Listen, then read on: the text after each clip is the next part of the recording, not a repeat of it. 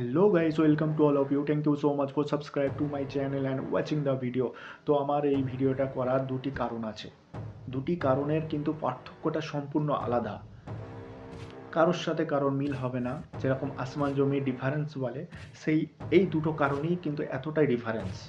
তো মানুষ আর অমানুষ, মানুষ বলতে বোঝায় যে আমাদের এই রিসেন্টলি যে খবর পাওয়া যাচ্ছে উত্তরাখণ্ডের মোহাম্মদ দীপক, তোমরা সবাই তো ভিডিও দেখে ফেলেছো এতক্ষণে, সবার ওয়ার্ল্ডের সমস্ত মানুষের কাছে এই ভিডিওটা পৌঁছে গেছে। তো এখন মোহাম্মদ দীপক হিরোর থেকে কিছু কম না, শুধু মোহাম্মদ নামটা জোড়ার কারণে আর যে বুজুর্গ, যেই বৃদ্ধ মানুষটার পাশে দাঁড়ানোর কারণে।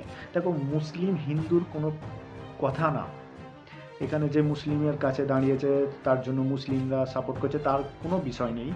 সে যদি হিন্দু মানুষের কাছেও মানে অন্যায়ের প্রতিবাদের সামনে থাকলেই তা সে অবশ্যই হিরো হবেই। তো মোহাম্মদ দীপকের এই ভিডিওটা একটু দেখি। ठीक है, आपका नाम क्या भैया? अपना नाम? मेरा नाम मोहम्मद दीपक है भाई। मोहम्मद दीपक है हाँ, आपका नाम? ठीक है। हाँ, ओके। ये बाबा की दुकान है। দেখুন, এখানে কার দোষ কিন্তু সবাই বুঝতে পারছে, পরিষ্কার বুঝতে পারছে, কিন্তু এটা কি নিয়ে মানে এই যে ঝামেলাটা করতে চাইছে এর মূল কারণ কি এটাও সবাই বুঝতে পারছে। আর একটু ভালো করে দেখো,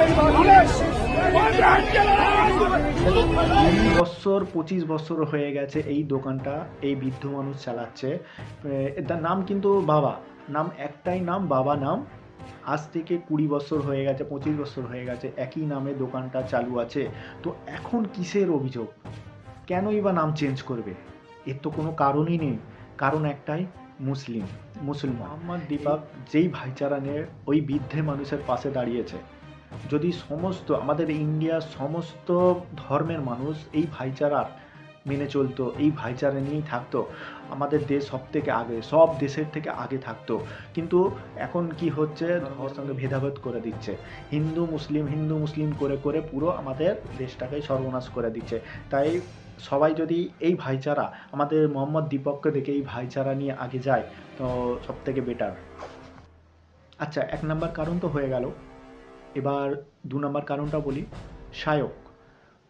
তো অলিপপের শায়কের ভিডিওটা একটু দেখি। मटन स्टिक बोला था, उन्होंने देके गया 20 स्टिक, हमने खा भी लिया 20 स्टिक।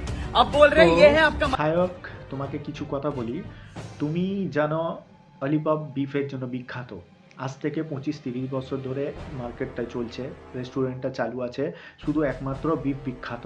তুমি সব কিছু জানার সত্ত্বেও কেন তুমি ওখানে যাবে? তোমাকে তো কেউ বলেনি যেতে।